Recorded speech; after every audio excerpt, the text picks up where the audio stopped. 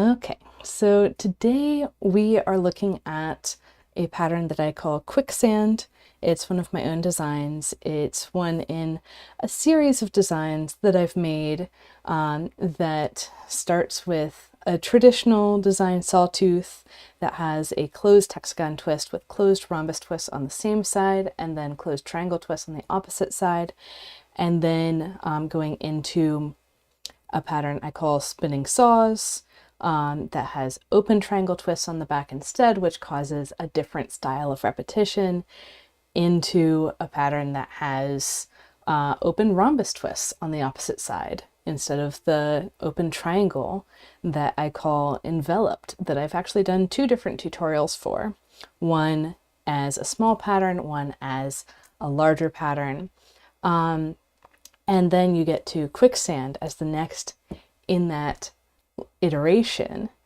And today we're going to be folding it on 48 grid divisions. And in each of these different iterations, there's different ways that the twists are connected, different tilings that are used to define the pattern. In Quicksand, there is one hexagon position, two rhombus positions, and one triangle position. And I want to bring up actually the tiling diagram before we get started. So I'll just pull that up really quick. This is something that I made the tiling diagram for Tessellation Academy. And I'm going to bring that up on screen now. And when we're looking at a tiling diagram like this, what we really want to look for are the different positions, how they're connected. So I can see the hexagon is always connected to 6 of these lighter rhombus shapes.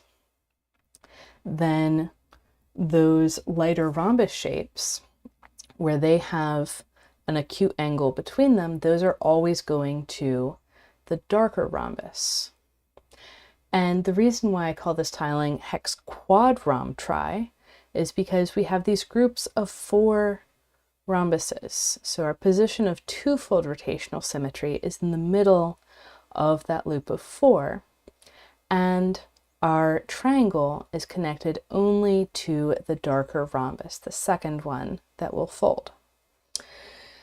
So having that laid out tells you some important things about the structure of the pattern, like the symmetry points and how all of the twists are connected. And it also tells you, and I'll turn the bright colors off so we can see these boundary lines better, it also tells you what's included in each layer around the center. So this is something that I go into every month in Tessellation Academy with these diagrams. When we're looking at these things, okay, so the hexagon, that's the last true tiling break. Everything after that is cutting through a shape, cutting through a twist. Out here it's these white ones, out here it's the hexagons, always causing problems. One of the cool things about this particular pattern is that the hexagons are aligned in the same tiling break, which is very convenient if we want to fold, let's say, out to here and stop and have all of the rhombi that are cut by the tiling break, just convert them all to triangles. And you can do that and have a nice pattern. You can find, excuse me, you can find lines where the only rhombi that are cut are the red ones. You can find lines where the only rhombi that are cut are the white ones, and that's going to have different visual properties for your pattern. But this is the structure that we're using for today's pattern, and that same structure can be used with different choices of what hexagon is used, what first rhombus is used, what second rhombus is used, and what triangle is used. Now, I will say that these are not completely independent choices.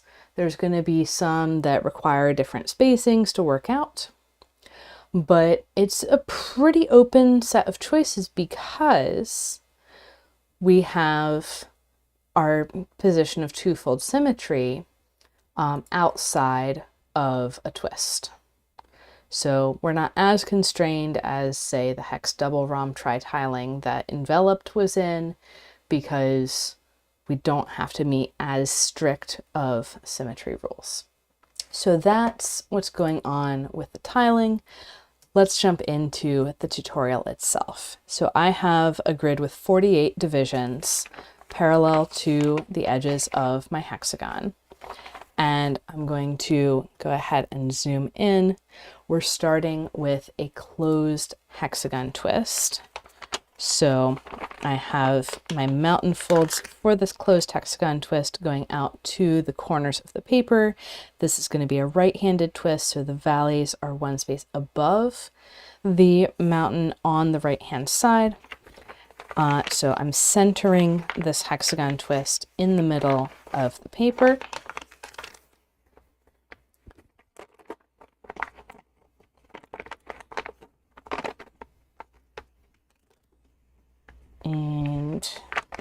And I should also say the crease pattern for Quicksand is in the, I'm going to say it's the spring bundle. It's either it's the spring bundle of patterns from this year. So spring 2025 bundle on gatheringfolds.com.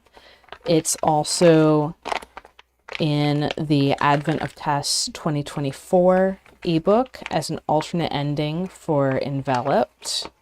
And of course, like all the rest of my designs, it's in Tessellation Garden. And there's links down below to get you to those places. So this closed hexagon, I'm going to bop it, grab it, give it a sharp twist. And in this tutorial, I'm assuming that you already know the basic twists. So I'll spend a little bit more time on the wraps and the open rhombus twists, but I'm assuming you're already familiar with the closed and open hexagon and triangle and the closed rhombus.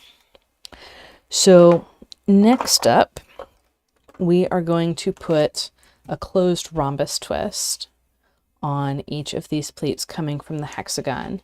And specifically, we're going to have tube pleat spacing. So my new valley is going to be one space out from the folded mountain. That's also 2 spaces from the valley underneath. My next mountain fold is going to be 1 space away from that valley. When these are folded, these mountain folds will meet in the same place, which is why I call it a tube. And the through line of this rhombus is coming from the hexagon. So my central diamond is going to have one side right here in the corner where those 2 mountain folds meet. So I'm going to set up my new closed rhombus twist, and you'll notice this mountain is continuing straight through the whole way. The other direction of mountain is jumping over 1 space to hit the other side of that central diamond of the closed rhombus. And press to squash. We saw in the tiling diagram that we will not have complete twists at any point. Like, we will not have tiling breaks that end with all complete twists inside. So when I rotate and put in the next rhombus at the same spacing, because we have our position of 6-fold rotational symmetry in the center, when I put in this rhombus, it has a pleat heading back towards this previous rhombus twist, and we're going to do a triangle wrap. So this triangle wrap, I've got my mountains coming in. I just drew a mountain in here. We're going to end up with an accordion plate under the rhombus that we just put in. And I am popping the paper back. And I want to really get deep into that pocket, make sure that it's folding on the grid lines to do the triangle wrap. And if you'd like a more in-depth view of what that triangle wrap is doing, check out my video on basic wraps. So there we have our next rhombus, and rotating, I'll repeat.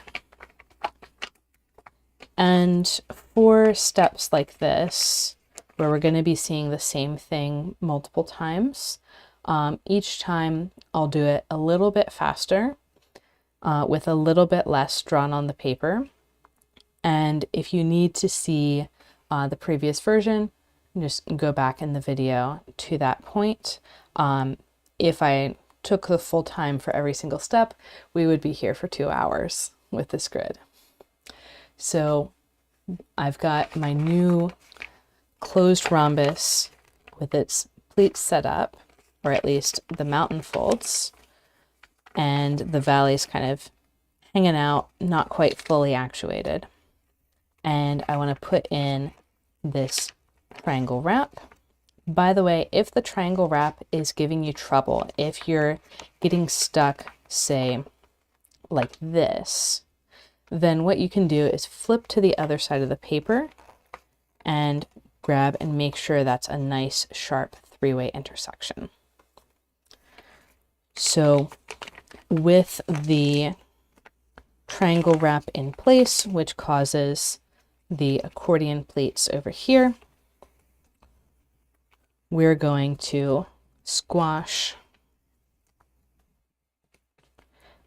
our new rhombus twist. And moving on, I'll move a little bit faster and get that next rhombus into place.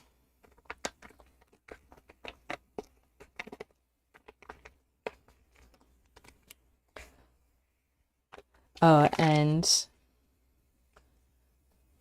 earlier, I'm glad that this one is coming at a good time for you. I'm seeing in your comment you say that you just did enveloped on 48 grid divisions, and this one's next. So maybe it's a good time to have the tutorial, but like you said, you want to try it first without the tutorial. Totally understand that. One of the things that I really enjoy about folding tessellations is that you don't have to do things from a tutorial. Once you understand the underlying structure and see like what shapes are used where, how they're connected, what's the spacing between them, then you can run wild with it and do really anything that you like. So for this rhombus here, I'm doing something slightly different. I have this pleat coming in from my first rhombus that I'm opening up to allow my new pleat to pass through.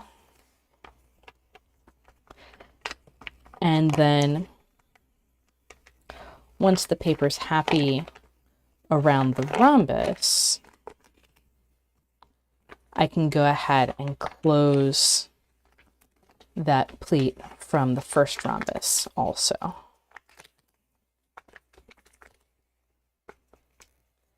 And squash. So as usual, the sixth one around is going to look slightly different. And really, in this situation, that means that there's going to be a triangle wrap on both sides. Because we didn't do any triangle wrap for the first one, there needs to be 6 triangle wraps by symmetry around the center. And so we need to do 2 of them on either side of this last rhombus. So we're going to have that same spacing for the valley fold. And what I'm going to encourage you to do and I'm going to open up that same fold from the first rhombus that we had dealt with on the last twist. I'm going to encourage you to pop down where that valley fold runs and put in the triangle wrap first before you do anything else with the twist. Then you can open up the pleat from the hexagon, find your remaining mountain folds of the rhombus, and put in the triangle wrap up above. Now we have accordion pleats under all of our rhombus twists, and we can go ahead and squash that new rhombus as well. So I mentioned, like, once you know what's in each of the positions, you don't need the tutorial anymore. Really, you don't need the crease pattern either. I'm doing this completely from memory. I don't have the crease pattern up beside me. I moved the tiling diagram to the side. It's all based on those principles of, we've got these 4 different positions. The hexagon is connected to the first rhombus. The second rhombus is connected to the triangle. And that's really what's building the pattern as we go. From here, I'm going to flip to the opposite side of the paper, and I'm going to put in open rhombus twists where we have these 3-way intersections from the triangle wraps. And these open rhombus twists aren't the only things that I'll be adding on this ring around the center, but I am going to start with one. And specifically, I'm going to have the anvil shape for my open rhombus sitting like this relative to the 3-way intersection. Notice the 3-way intersection is opening over here. And if I were to set up my open rhombus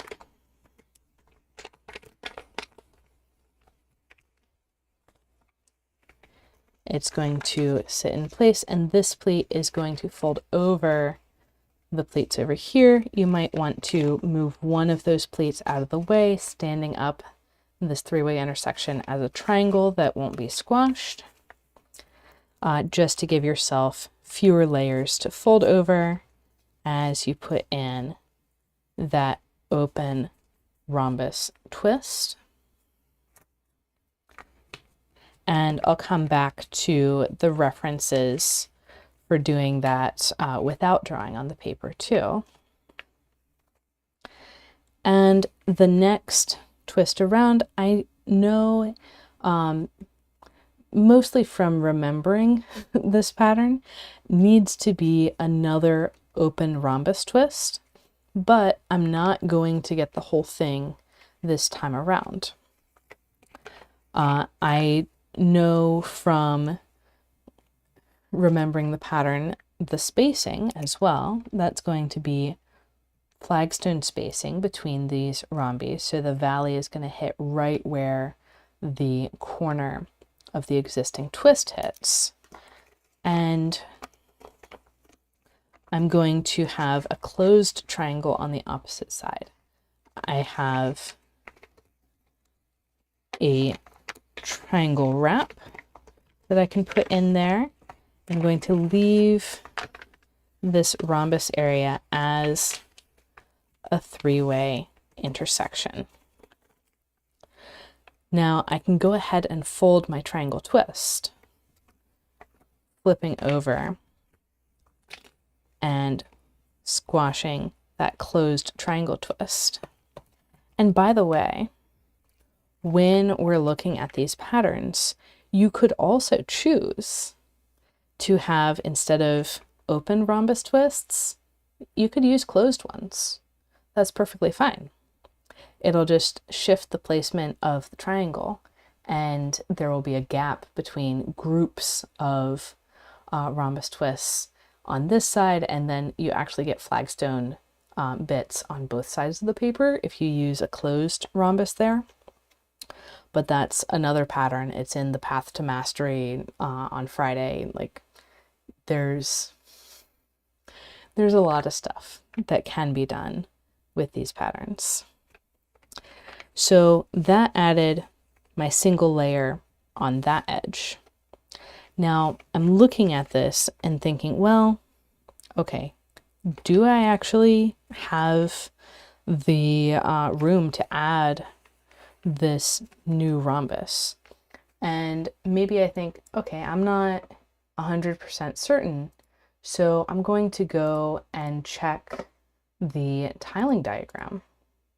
I'm going to take a look back at the tiling diagram and say, okay, can I finish that rhombus?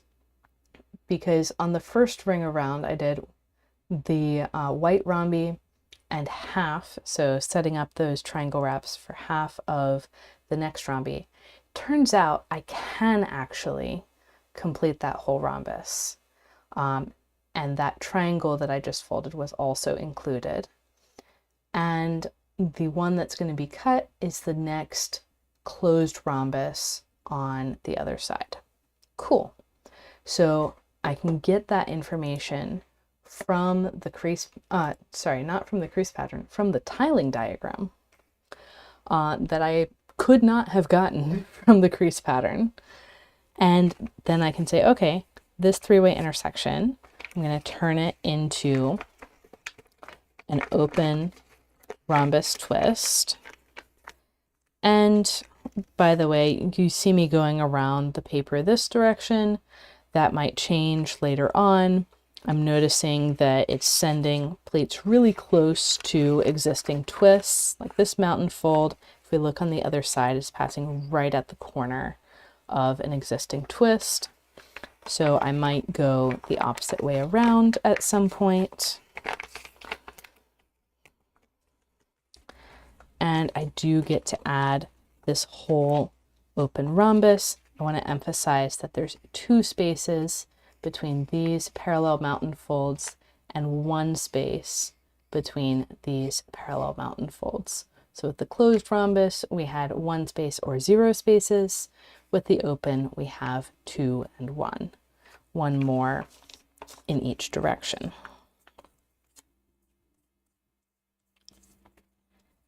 And so we can set up our new open rhombus twist. And then we'll need another open rhombus because we're back to the part that made that rhombus earlier. This is still flagstone spacing. And we're going to have a triangle wrap that does not actually go to a triangle twist. It's going to go to the next closed rhombus on the other side. We're going to pop that down.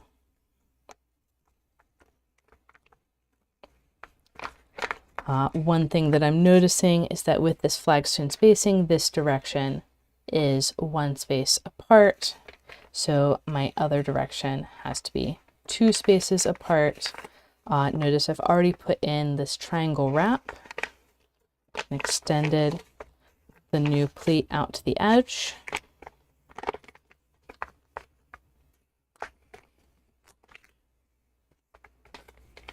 And I can then squash my new rhombus twist.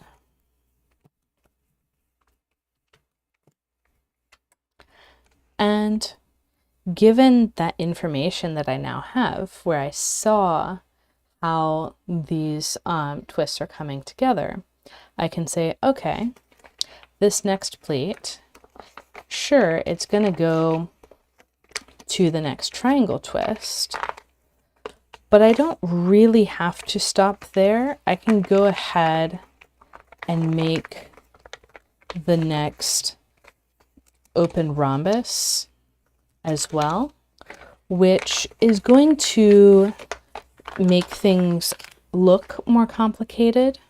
They're not actually going to be more complicated. What's going on here is that this triangle wrap that was right here had an additional pleat added to it. So now it's double depth on this end. So we can set up our whole open rhombus twist. And again, if you want to see the two stages of doing the triangle first and then the rhombus, you can go back in the video to see that. And flipping over, I want to be careful to just squash that one triangle and leave this three-way intersection alone, because that's going to be another rhombus twist in the next ring around. And then flipping back, we can continue and repeat our steps, putting in the next open rhombus twist with a three-way intersection that will eventually be a closed rhombus on the other side.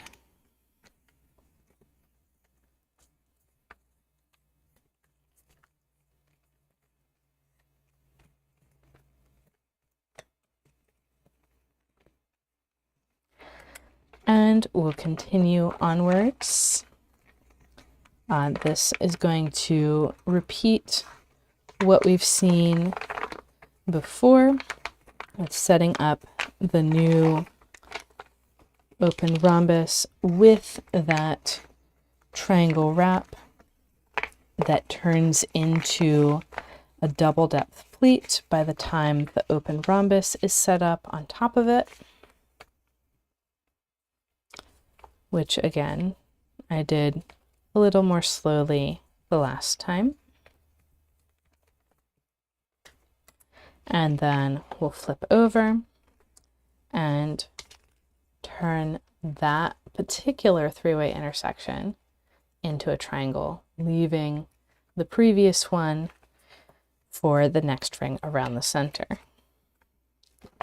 And flipping back, we continue putting in a triangle wrap for each new open rhombus twist.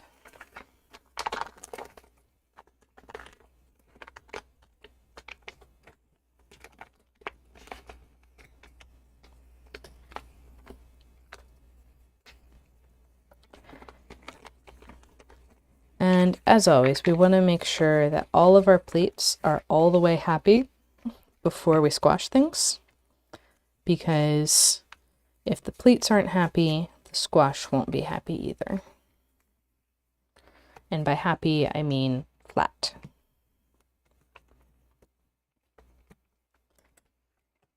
The easiest way to get a twist to squash crumpled is to start with pleats where the valley folds weren't actually on grid lines or weren't fully folded. So you can see I'm getting that three-way intersection into place. It kind of locks in as I'm getting the rest of the pleats in place. So you can see that's really locked in under there. And I end up with a double depth pleat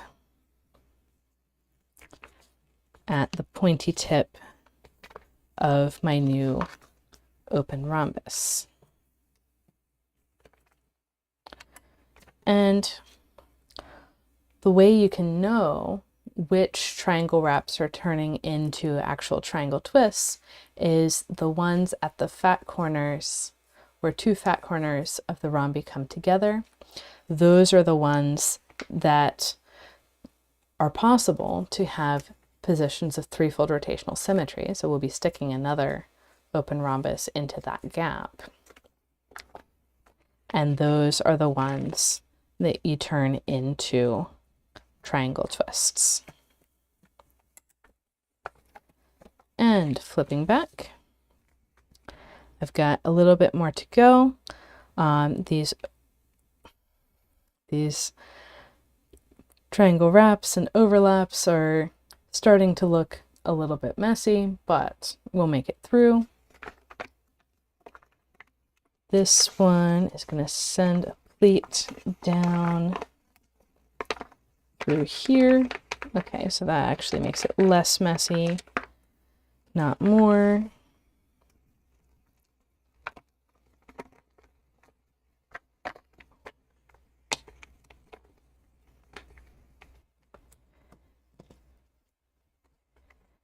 And then we'll have to figure out for this kind of closing bit how, like, the easiest way to get all of the next rhombus twists in place. I'm going to start by setting up this rhombus as a three-way intersection with the triangle folded first.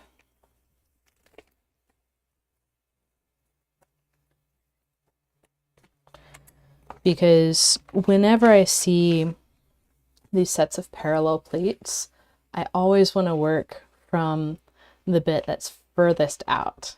So I'm not running pleats down through existing twists. And if I set up this rhombus twist, I'm definitely running a pleat through this twist, which I would rather not do because it would make an additional fold in the paper, and I consider this the front side and I don't want extra folds on the front side. So I'm going to try, oh, I see how this is going to go. And this is going to be a set both rhombi up at the same time. Okay, cool. So I want to set up both of my rhombus twists, and I'm kind of emphasizing this top one first, but I'm not letting this this mountain fold go very far. In fact, it's gone too far already. I only need it to go one space out from the corner. So there's the corner of the twist right there. And one space out, I'm going to have the valley of the next twist come through and make my nice wrap around there. And now when I look at it, I still see this mountain passing through the existing twist. So I'm going to iterate and set up another rhombus, and again with the valley passing through one space out from the corner, because we are doing things at flagstone spacing. So it's more important that that valley be emphasized so we can get the triangle wrap, and the wrap will take care of the mountain coming through. And then if we set this up as a three-way intersection, it'll still pass through this existing twist. So we're going to go ahead and set up this new rhombus as a full rhombus also, which causes a triangle wrap right at the corner of this existing twist. And it also converts this triangle wrap from just a normal triangle wrap into one that has a double depth pleat coming out on this side. So that is a lot to set up at once, but it's definitely possible. You do want to have a pretty solid understanding of the open rhombus twist before you try this. And I'm going through and starting to smooth all three of those rhombus twists before I really nail down any of them.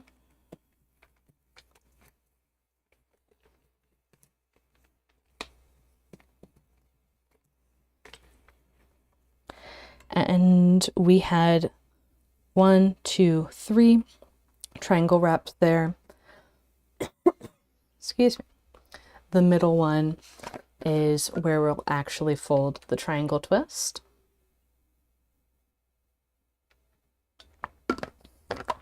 And that is going to conclude this ring around the center.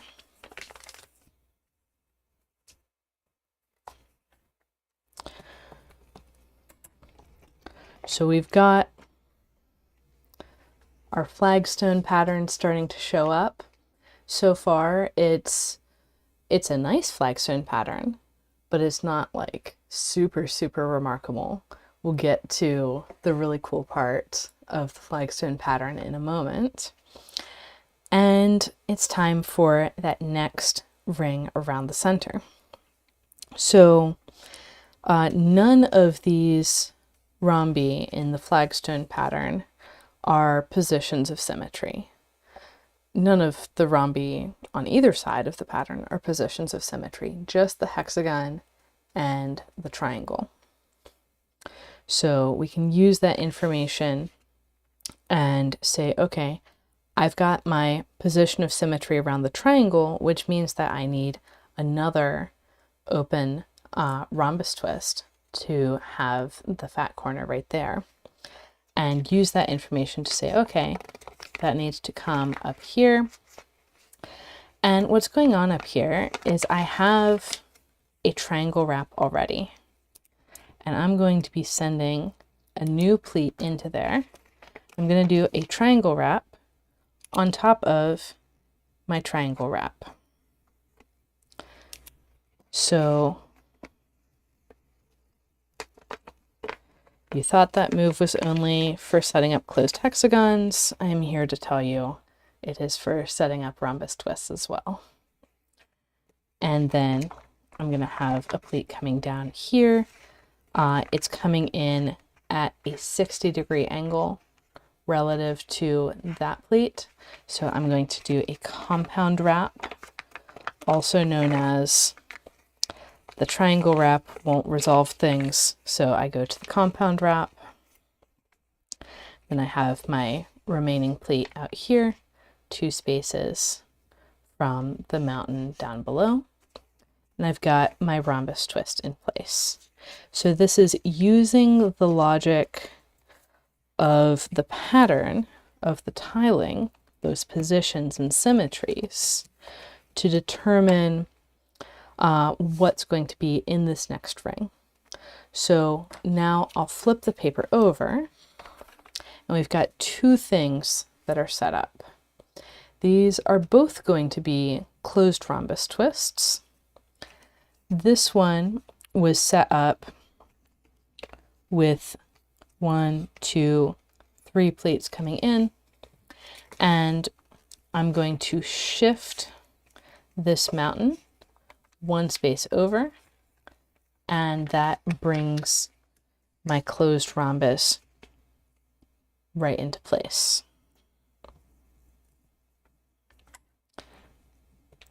Then for the compound wrap, anytime you have a compound wrap, you can immediately turn that into a rhombus twist.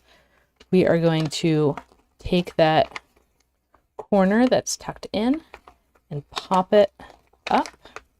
We're going to keep all the mountain folds of our compound wrap and put the valleys on the other side for these outer 2 pleats, and boom, there's my rhombus twist. So I just put in these 3 twists, the 2 closed rhombi and the open rhombus, completing the symmetry around the triangle. And I'm going to go in this direction because when we look at these pleats, like not really counting stuff happening at the edge, this twist hits further out on the pleat than this does. So if I do stuff here, my pleats are going to inevitably go further away from other twists. So I want to add on to this side of things. So from here, what do I have that's identical to this position? Well, I can take this area and look over here and see, okay, I've got the corner of my rhombus in the same orientation with the open rhombus and the triangle. That's an identical position. So this pleat coming out of the rhombus must go to a hexagon. Now I know from looking at the tiling earlier that we never go through a hexagon, like we never add a whole hexagon in one layer. So I'm going to kind of wait and see how much of this hexagon I get to add. Coming down off of this triangle area, I get a new rhombus. And so I can say, okay, this pleat coming out from under the triangle, I go a half space and then 2 whole spaces to hit the corner of that rhombus. My new valley fold is passing down there. This is going to be my central diamond. And if I set that up, I end up with a triangle wrap underneath, and I'm sending this pleat up into that hexagon space.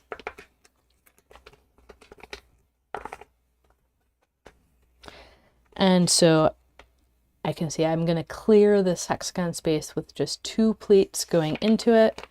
I can go ahead and set those up with this eye intersection that I can lay down nicely in place and squash my new rhombus twist.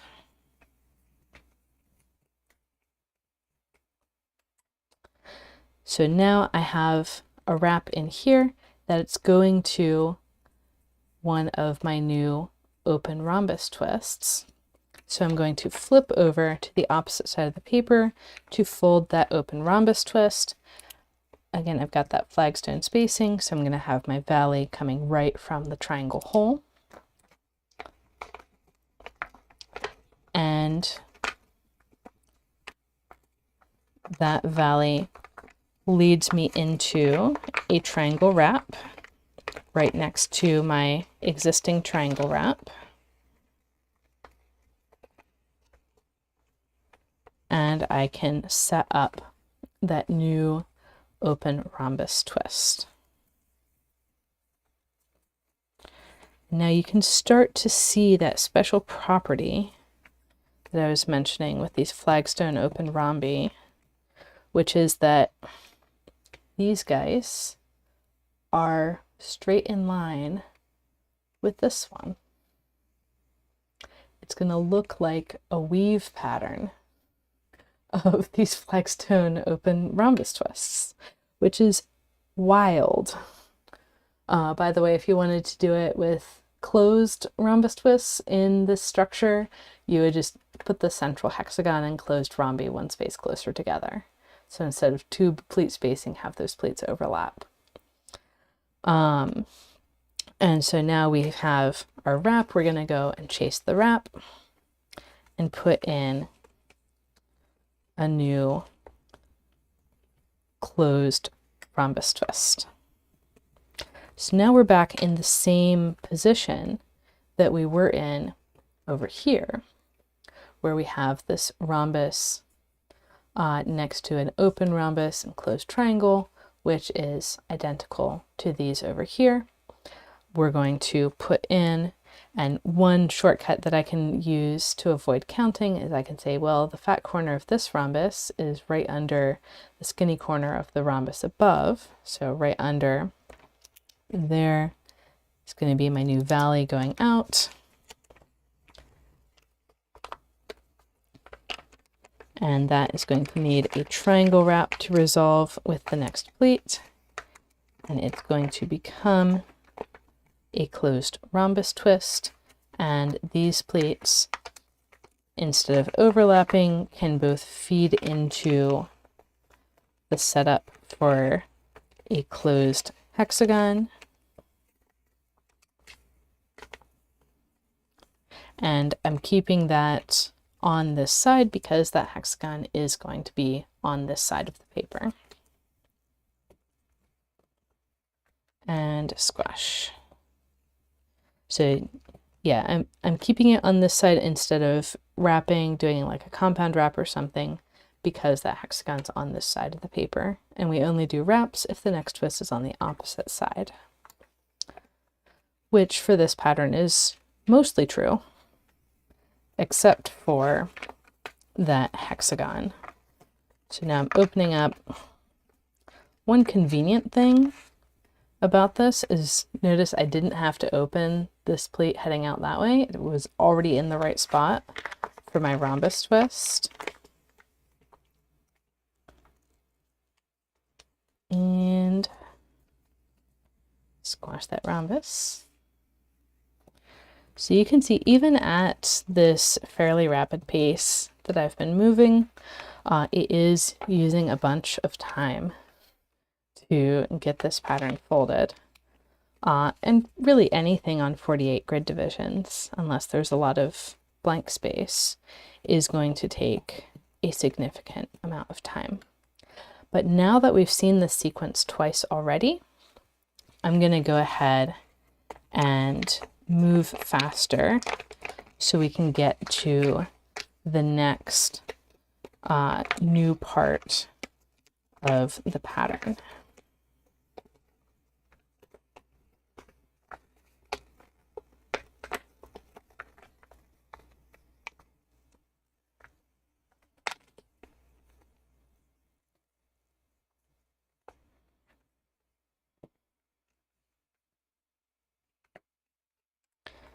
And flip and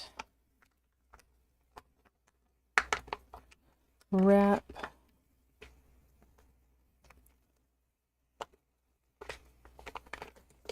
And open rhombus. The name of the game here is efficiency of movement. Do not move things if they don't need to be moved.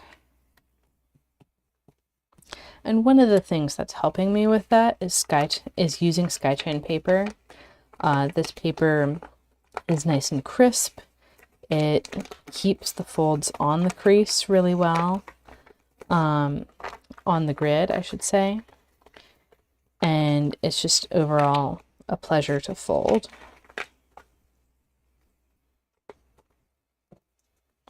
And you can also find Skychain paper at my store, gatheringfolds.com, which I mentioned is also where you can find the crease pattern for Quicksand and Enveloped and a lot of the other patterns that I mentioned. Okay.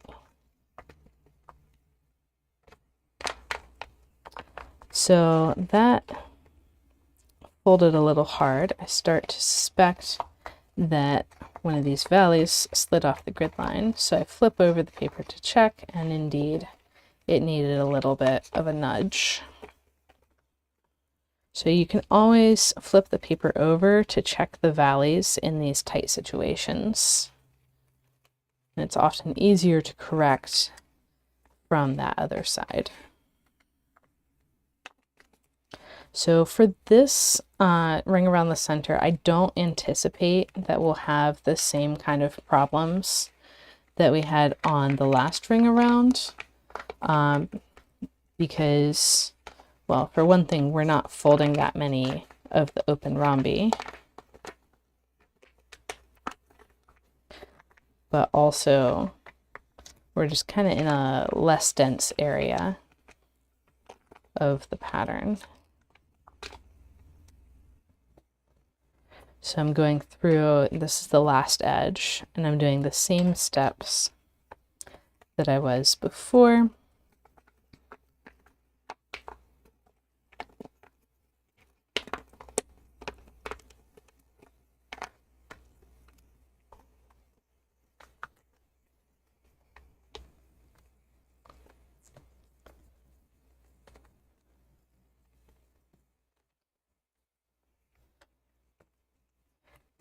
And yeah, nothing weird is happening. And I have that last rhombus that has the pleat overlap for the hexagon, and this time we're putting in the rhombi in a different order, but we're doing the same thing with the hexagon to resolve it, and all is well. So that's how we get around the next ring, and we have a quite beautiful pattern. At this point, we've got these kind of blocks of rhombus twists. And flipping back over, I'm going to start with this hexagon. So I've got my set of parallel pleats. This is the short end of the set. Arguably, these are going to be the same-ish distances, but this one is so far further out. When you look at the places that the twists are hitting, when these pleats are horizontal, that you really want to start up here. And this is the hexagon, but if I fold the whole hexagon, I'm going to have a pleat going up there. I only want to add pleats going in this direction and this direction at this point in time. So what I'm going to do is put in a third pleat of my hexagon and use that to make a half hexagon tube. And then I'm going to follow my overlaps all the way around, and eventually I'll finish that hexagon. All 6 of these hexagons will be finished in this ring around the center, but I'm leaving this one in the corner with 3 pleats so I can come back and finish it later. Next up is this pleat overlap, where I'm actually going to make a 3-way intersection above and 3-way intersection, that triangle wrap below.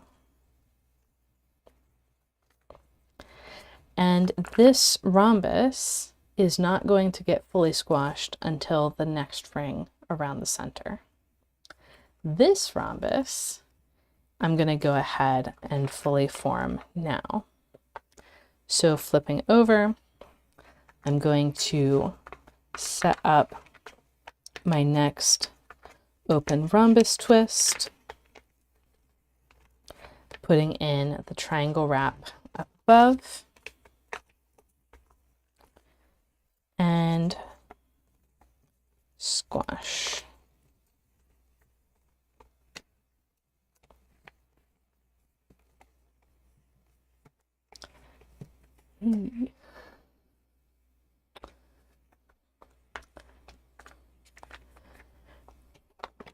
Yeah, so thanks everyone for commenting. Adapi, I'm glad you could catch me live this time, and Dr. Epinefrina. Yeah, those are very beautiful words. I'm glad that you're inspired by the patterns that I'm folding. So next up, we had that 3-way intersection, and it was overlapping with a pleat from this hexagon that was partially formed. So we're going to turn that 3-way intersection into a rhombus twist, a closed rhombus. And for right now, we can leave that hexagon as a half hexagon tube. We've got that third pleat running into it.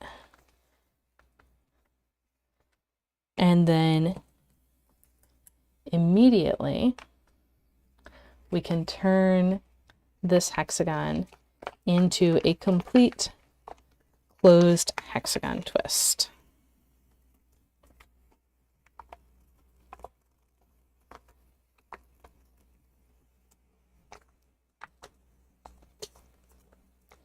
And what we want to make sure with this closed hexagon twist is that we don't leave it with these little kind of fins pulling backwards. We want to make sure that that is fully rotating around, because that is going to help to close the hole on the other side. Often I'll see people leave the hexagon back twisted and that hole will look kind of sloppy. So next we get to repeat steps. We're back in the situation where the pleat from the hexagon is overlapping the pleat from the previous rhombus. And I'm going to put in three-way intersection representing that rhombus that's yet to come, that's going to wait for the next ring around, and three-way intersection down below, that triangle wrap that is going to immediately turn into a new open rhombus twist. And you'll notice there are no triangle twists in this ring around the center. That's interesting. This is a tiling with more rhombus twists than triangles. And flipping over, we take that triangle wrap that we just put in and turn it into a closed rhombus twist. And we can leave that hexagon as a half hexagon tube for now. This is a 48 division grid, so another layer of refinement in addition to the 24. So I will say, if you have a smaller grid, you can still fold this, you just won't get as far.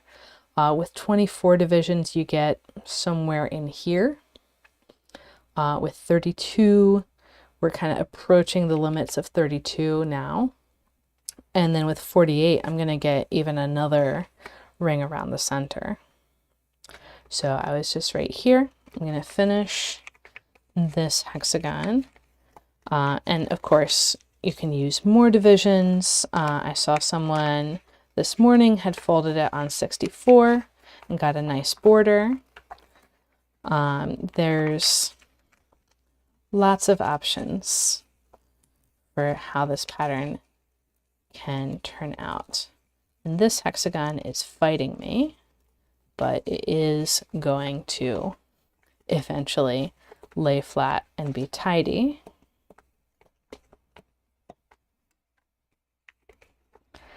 And then we repeat the steps. And as I've been doing, I'm going to move faster on these repeats so we can get into that next ring around the center.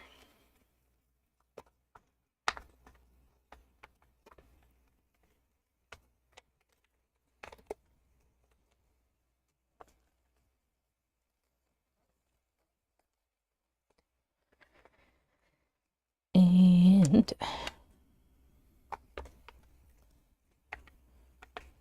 so it's feeding into the hexagon, or I should say from the beginning of the set of parallel plates, it's finishing the hexagon,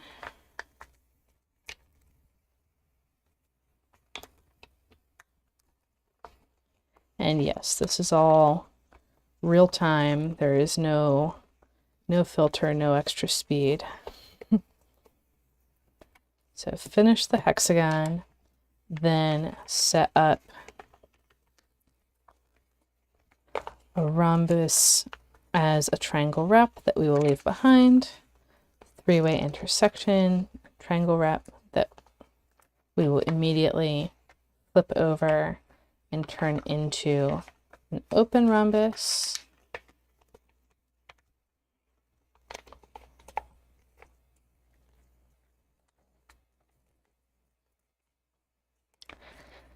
And we did a three-way intersection, or sorry, triangle wrap there that we're going to flip over and turn into a new rhombus twist, which feeds a pleat into the new hexagon.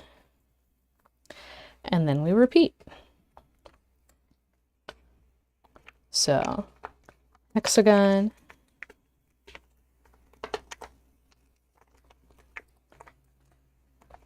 with all the pleats rotated all the way around. Then three-way intersections above and below. That's a move that I see over and over with pseudo tiling breaks with rhombuses near hexagons. Flipping over the new open rhombus.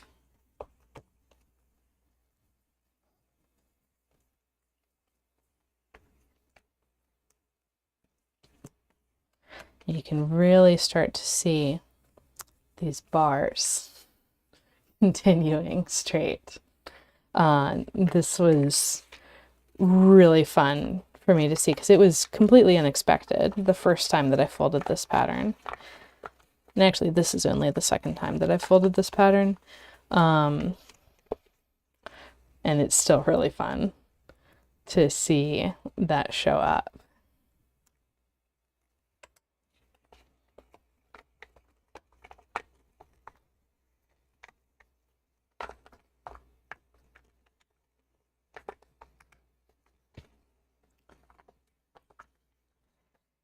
And now that hexagon, and we're starting the last set of parallel pleats for this ring around the center. I've got that half hexagon tube that we're coming up against. The three-way intersections above and below.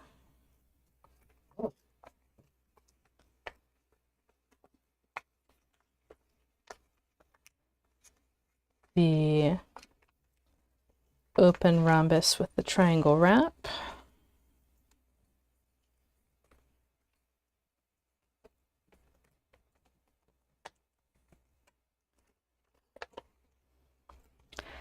And the rhombus feeding into the hexagon. And here I'm doing kind of a placeholder move on that hexagon. I opened up the top of the half hexagon tube and let this split, and I'm just laying that down, making it a little teardrop for right now while I squash the rhombus, and then I can open up and put in these last two pleats of the hexagon and make sure that's rotated all the way around. And that gets me around the center again. So the next thing is new ring around the center. I've got my set of parallel pleats. I've got my direction that I'm moving. I'm going to start with this pleat, and I'm actually not sure whether I can fold a whole rhombus twist there or not. So what I'm going to do is jump down to the next one, put in the rhombus off of that three-way intersection, because that, I know for sure, half of it was in the previous ring. I can definitely finish that rhombus. And then I have this situation that turns into the triangle above, or sorry, three-way intersection above, three-way intersection below. And that's not causing any new problems. This rhombus, once it's fully folded, is going to send a pleat back into the stuff that's already been folded. So I'm not going to fully fold it yet. I'm going to leave it there. I predict that by the time I get all the way around, I will eventually fold the whole thing, but it's not ready to do yet. So here I'm coming down into this area and I'm going to flip my paper over and put in a new open rhombus twist. Now this open rhombus, actually, do I get the whole open rhombus? No, I don't, because if I put in the whole open rhombus, I'd be sending a pleat back through this pleat, which I already worked on that area. I can't do more there. So I'm going to set up that open rhombus as a three-way intersection and do a triangle wrap that, flipping over, does turn into a triangle twist. Now I can't just flip this pleat over and squash because there's another pleat bound up inside it. So I need to open that up and put in a compound wrap. So this is not quite our first compound wrap here, but it's doing this bouncy bit with the valley folds.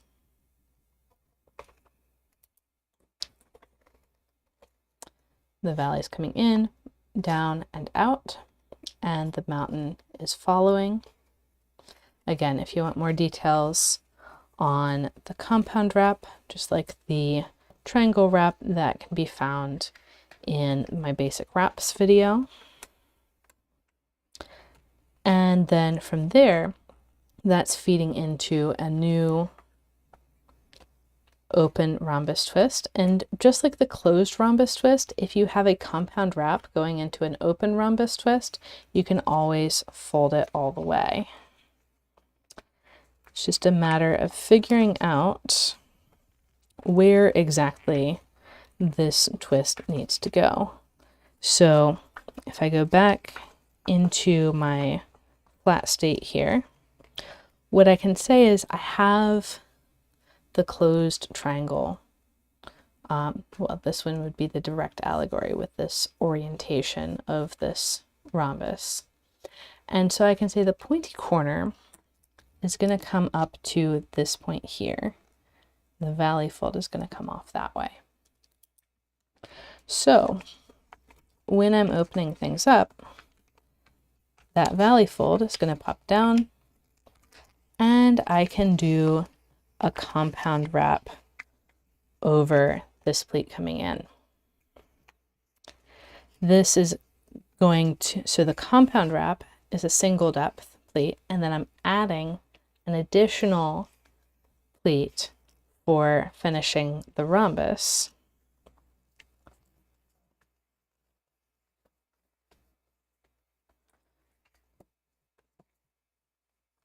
And by the way, this setup, that next ring around is going to do very similar things to the ring where we were adding in these initial open rhombus twists, as in a lot of them set up at the same time. So now I have a compound wrap going into a position that needs a closed rhombus twist. I can pop that up.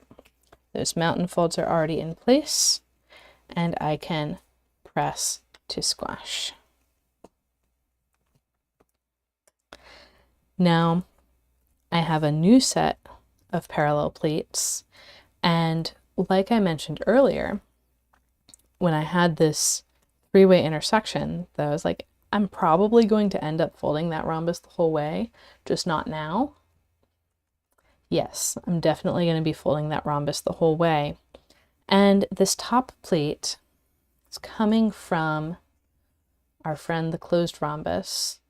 One of the things I didn't mention explicitly, but you can see in the tiling, is that only one of the pleats of the closed rhombus goes to the hexagon, and the other three go to open rhombus twists.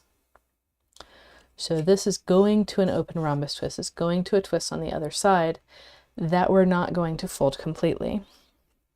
And so it makes sense to come down here and set up my next closed rhombus and wrap that first pleat of the set of parallel pleats.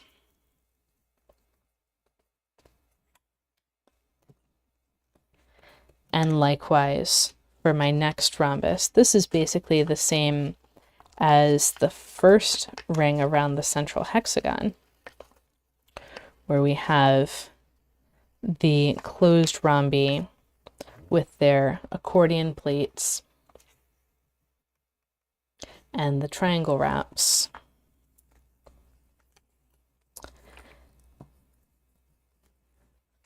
Because it's the identical copy of the center. And so we get to see those same moves again, now that we're far enough out. And that's one of the great things about tessellations. Sure, it gets harder as you go out because there's more pleat overlaps. But if you follow these rules that really tell you exactly how to fold the pattern, those rules are coming from the tiling.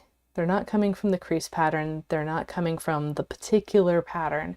They're coming from the arrangement of shapes that form the pattern. Whether you choose closed or open rhombus, whether you choose closed or open hexagon, whether you choose closed or open triangle. These methods of, okay, we're doing one ring around the center, we're not going to have pleat overlaps when we're done. We could have some triangle wraps, we could have some partial hexagon twists. These are general methods for folding any tessellation that's connected in this way. So next up, I noticed on the last set of parallel pleats that we needed this triangle, and it was just making a triangle wrap under that rhombus. So I can go ahead and do that from this side of the paper. I know that there's only going to be one grid space between these mountains because I can look at the one that we did earlier. I can also look at all of the other triangles and see the spacing on there. And so I can find that triangle, put in my triangle wrap for the next open rhombus. And then in order to actually squash that triangle, like I did earlier, I need a compound wrap.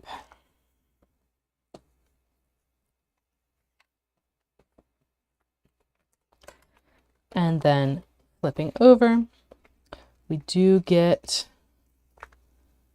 an open rhombus twist in here with a compound wrap.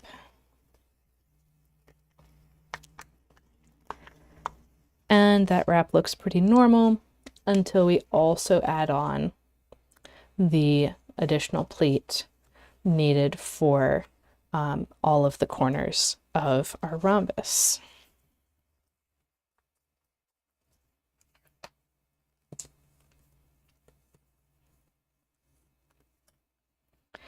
And then we can flip over and that compound wrap turns into a new closed rhombus twist. And we can repeat the steps that we already did. So I've got the closed rhombus coming off of the hexagon, and I'm going to put a wrap under that rhombus that I just made. And then we'll use the three-way intersection that we set up on the previous ring to put in another closed rhombus, again with a wrap under the previous rhombus.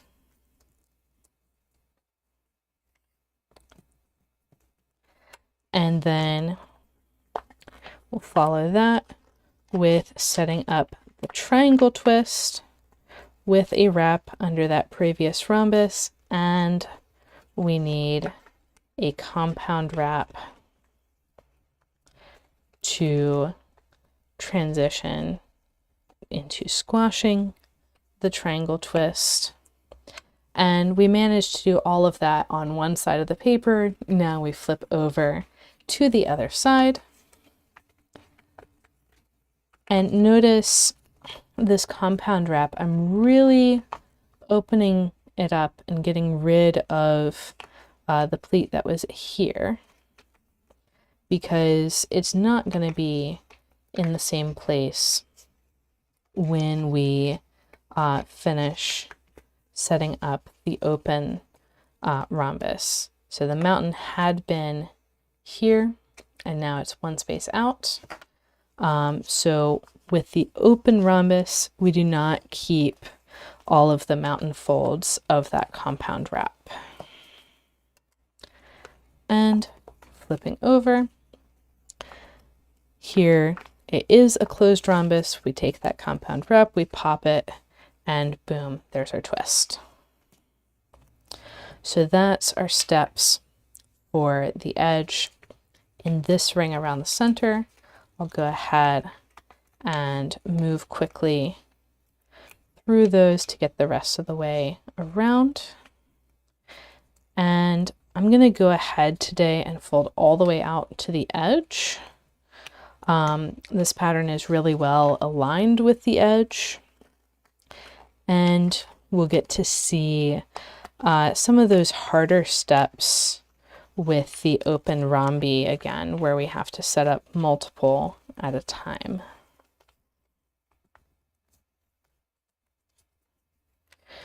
So one of the things with these more complex patterns is that you don't see the full complexity in 16 or 24 or even 32 grid divisions.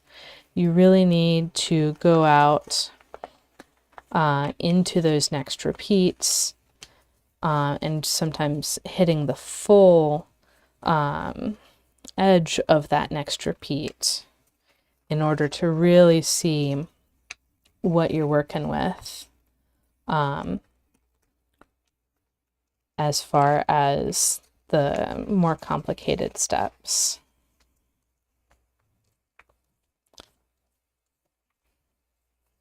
So it's always a new puzzle when you go further out, which makes it fun to fold.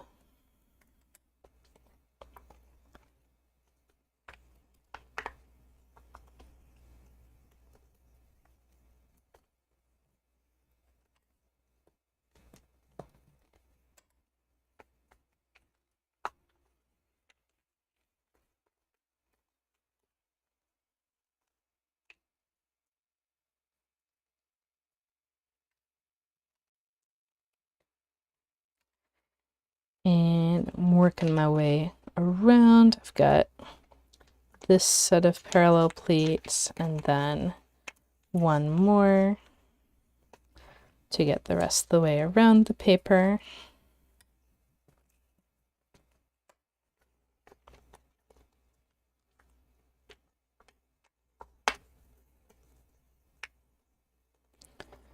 But yeah, you can see how folding speed definitely increases with experience.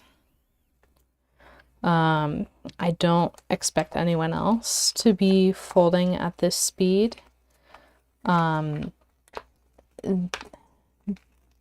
There's a reason why this video is recorded.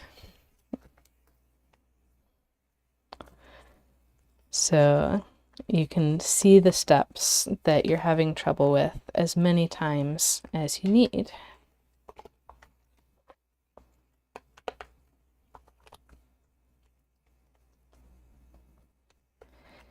And coming around, doing lots of twists, getting into this last set of parallel pleats for this ring around the center. Doing the sequence around that hexagon where we're folding a bunch of stuff on this side and wrapping with what came before.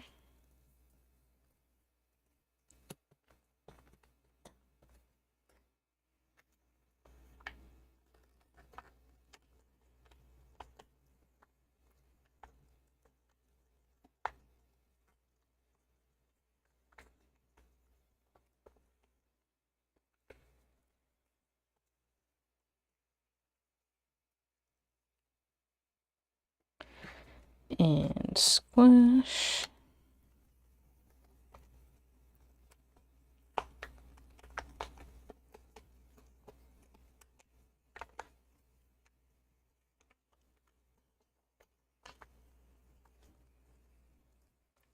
And we're coming up really quickly on that rhombus twist that I had set up as a three-way intersection at the beginning of this ring.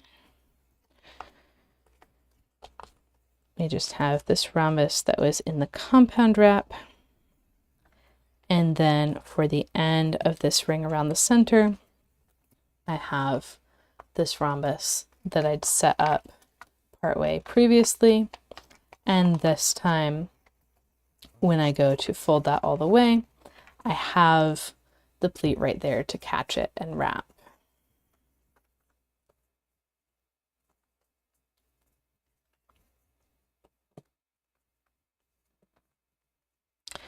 And so I've gotten quite a lot of pattern onto my grid so far. And if I wanted to make a border from here, what I would do is turn each of these three-way intersections into an open triangle twist. That would cap it off the best and you would get a bit of a border. But what I'm going to show in this tutorial is how to fold more of the pattern until you hit the edge. And yeah, I still can't get over these bars. It's just semi-miraculous that works out. Looking at it from this side, we're going to want to start down lower in the set of parallel pleats. And there is a pleat under there that could use another twist, but it's actually going to be another open rhombus. So I'll let that wait a bit. Here, okay. If I want to put in this open rhombus, as it sits, I actually can use a trick. Let me zoom back in. So I can use a trick. There's this pleat wrapping over the top. Oh, I can only disambiguate one grid spacing of that. I can't get both of them. Darn, I need two. Oh well. So this one, kind of mandatory that I set up both of these rhombus twists at the same time.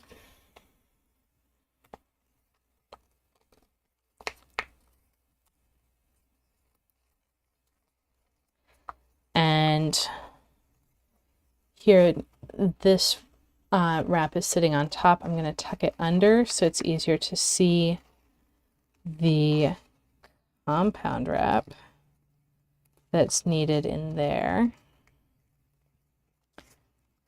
And notice here I've left a pleat overlap behind that I could have dealt with, but I'll get these two twists in place first.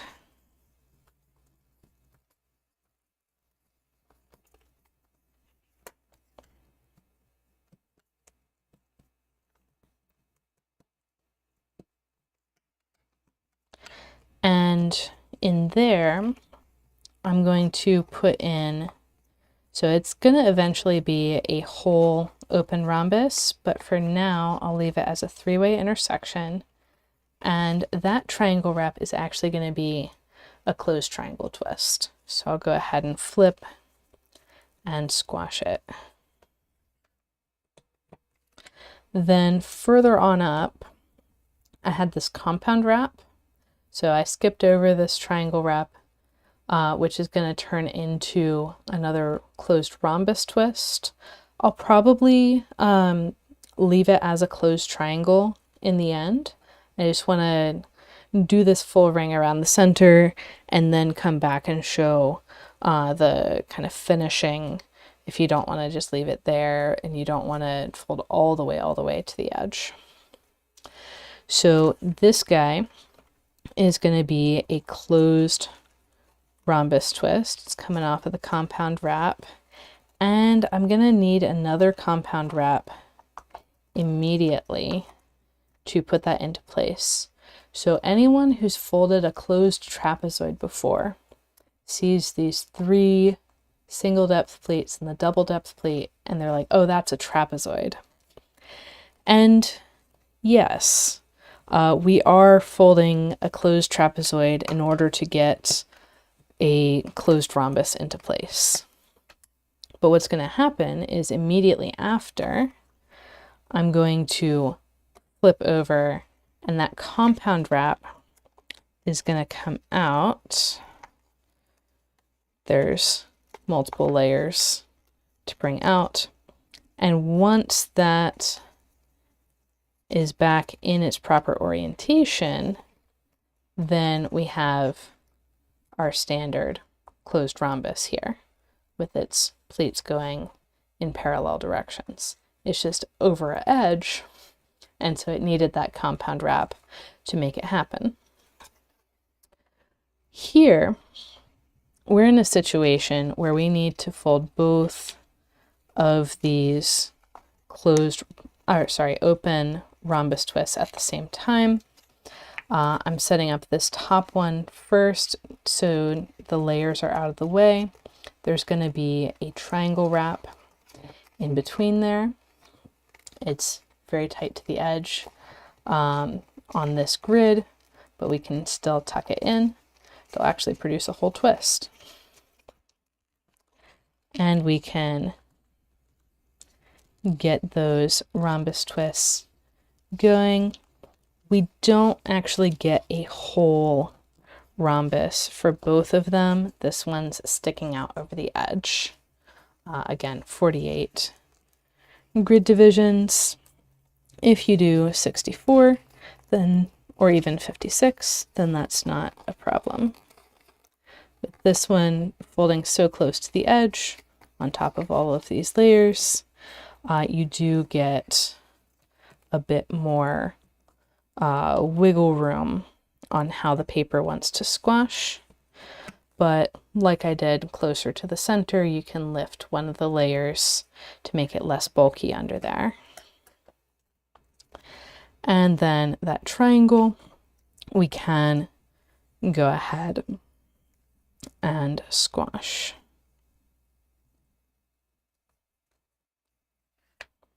Notice I was being really careful with that little wiggly bit to keep that in place as I was forming the triangle twist. Out here, so we've hit our next set of parallel pleats. This pleat is going off and not crossing any of these others. And it's time to set up the next batch of open trapezoid or open rhombus twists. And here again, I'm going to work from the top down. We're going to hit 3 of them. So we're going to have 1, 2, and then the other on this pleat that's hidden under there. And again, I'm going to tuck this pleat under so I can more easily set up the compound wrap in here. So there's my new open rhombus, and 1 space out from the corner, I'll set up the triangle wrap, which is setting up another open rhombus. 1 space out from the corner, I'll set up another triangle wrap, which is feeding into my new open rhombus and triangle wrap. Okay, So I've got 3 of these guys. They're very close to the edge. This one feels most secure, so I'll start squashing there. I'm going to really make sure that everything is in place before I start squashing.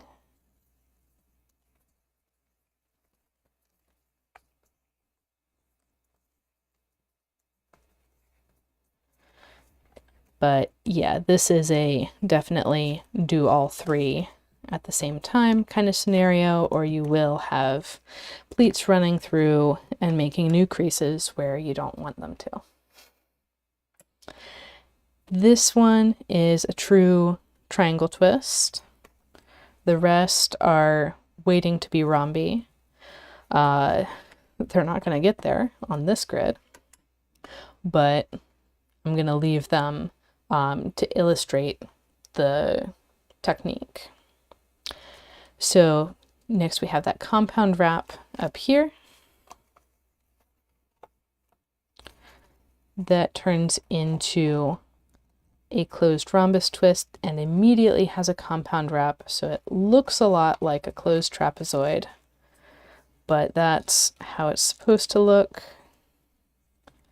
And it'll go back to having its pleats like a closed rhombus as soon as we get the next set of open rhombus twists into place. So here again, I'll start with the one on top, and then I'll need a triangle wrap in there to get those 2 rhombus twists in place. And with the open rhombus, I'm really looking for that anvil shape that I outlined the first time that we folded one. And here again, I can lift one of these layers out of the way to make it a little less bulky as I squash. And definitely want to keep that triangle wrap in place. I might need to lift that up into my hands for some of the fiddly bits. It's not an easy squash because it's so close to the edge, but it is possible to do precisely. And that triangle wrap is at 2 obtuse corners, 2 fat corners, so that is a true triangle twist.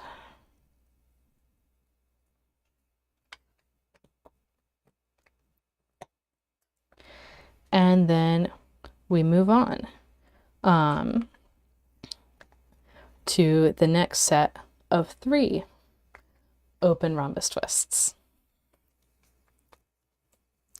And so I'm tucking this pleat under. I'm setting up the compound wrap, finding that anvil shape, then setting up the next wrap, finding the anvil shape, setting up the next wrap, and this time the anvil shape is in a different orientation, and there's one final wrap down below. So we've got 2 anvils this way and 1 this way. And quick reminder, the triangle wrap in here has the pleat from the rhombus added to it to become double depth as it goes out to the edge.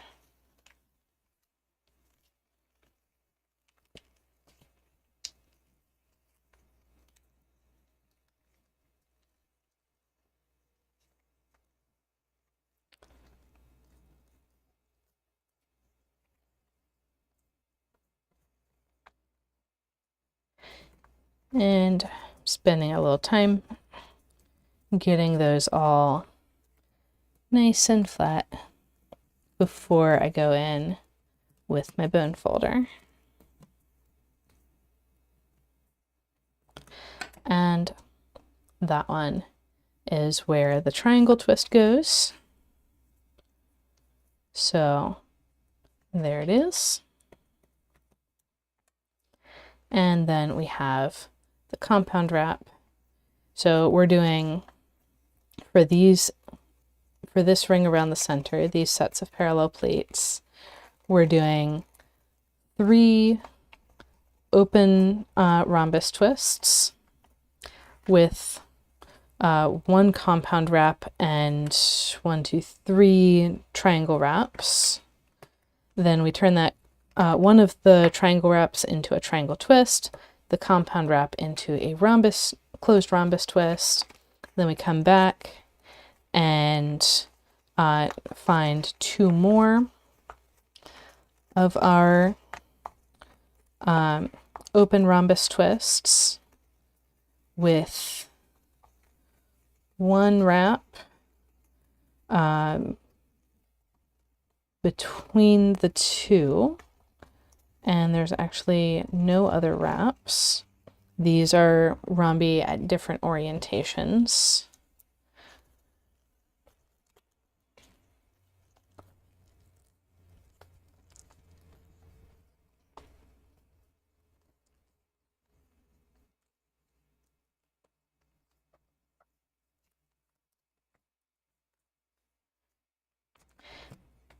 And the wrap between them is going to a triangle twist.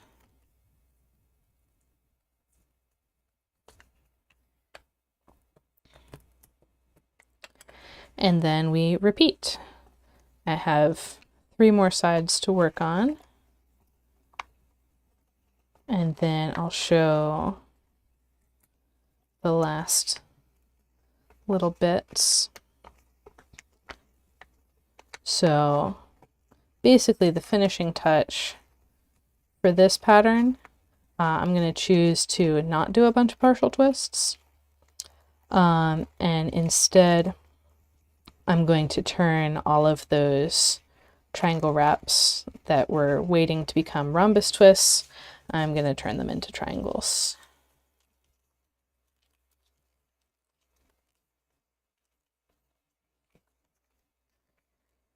So you can kind of see that now that I have the expected sequence in my head, I'm able to get that flowing on the paper a lot easier.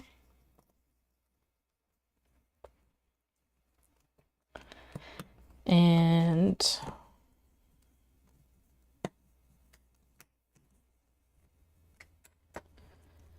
I can then move a little bit faster as I'm getting through the pattern.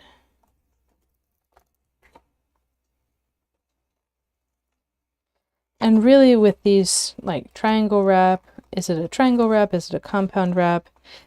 It's whatever makes the paper happy, really. That's what I'm really doing. And with this particular one, I was fiddling with it because there was a little flap that started sticking out and wanted to make things 3D. And then, like, I started pulling out a bit of the open rhombus, and yeah, you can get in trouble by pulling things out too much. And up in here we get anvil number 1.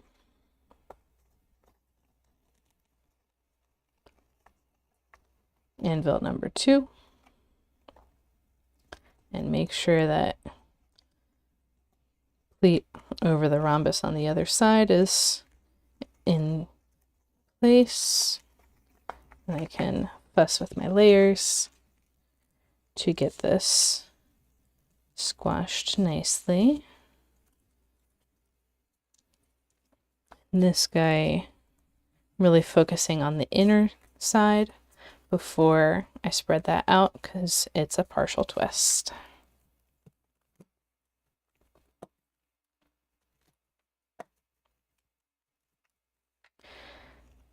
And triangle right in there.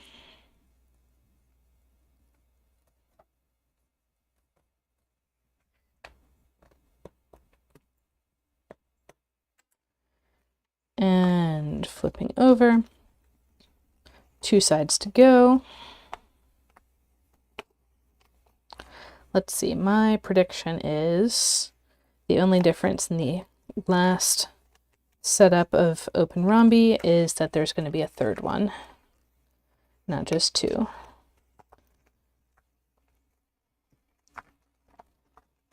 So, got our 3 new open rhombus twists set up, more or less.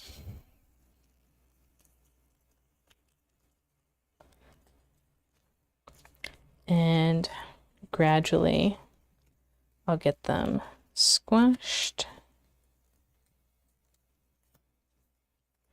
So I'm paying attention each time I do this to like what specific finger movements are working well. And then I'll do that again. So in theory, as I'm working my way around, the twists are squashing nicer and nicer. And I've got the triangle. And this guy was my compound wrap that I'm turning into a closed rhombus. And I really made sure this time to not open up a bunch of layers and let it get disorderly like it did the last time.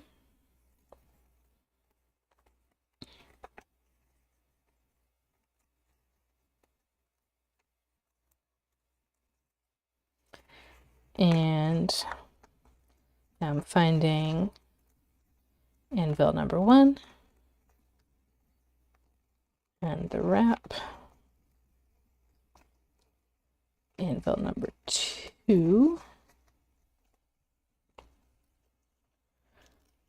Getting my layers out of the way. Making sure that wrap is still in place while I start squashing.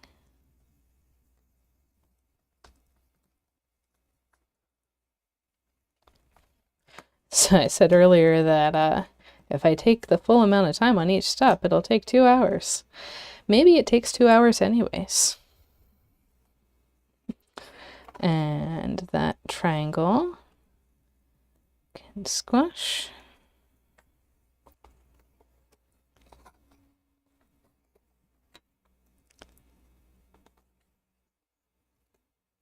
Yeah. That triangle did a little sad squash, but it's okay. It's on the back. It's also right on the edge, but you win some, you lose some.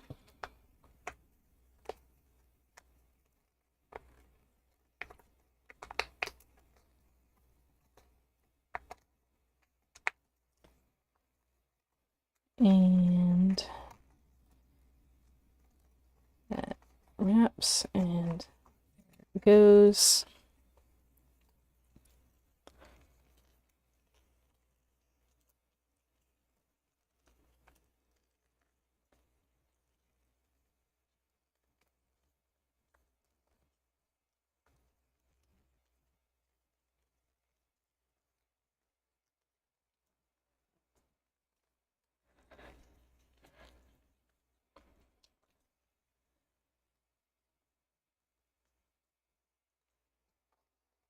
And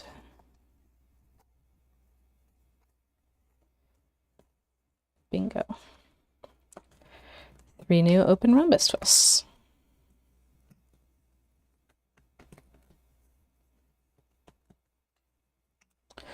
So yeah, definitely a cool pattern.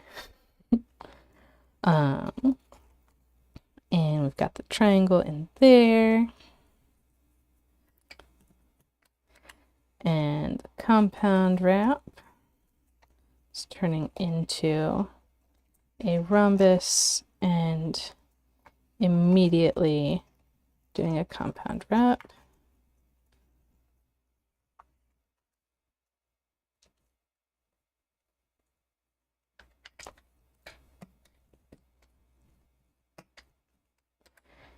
And here's where I predicted that we would need 3 new rhombus twists in order to get everything in place, and that is indeed what it looks like.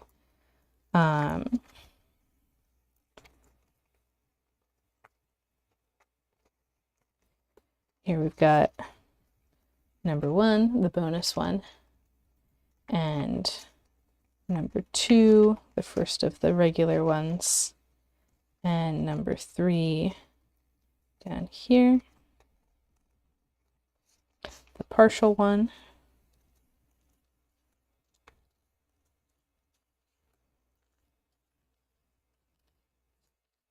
This guy's up towards the corner of the paper. Definitely a candidate for air folding that point.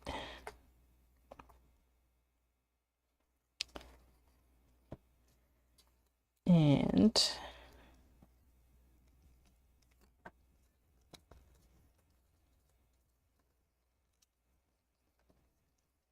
getting the rest of these into place as well.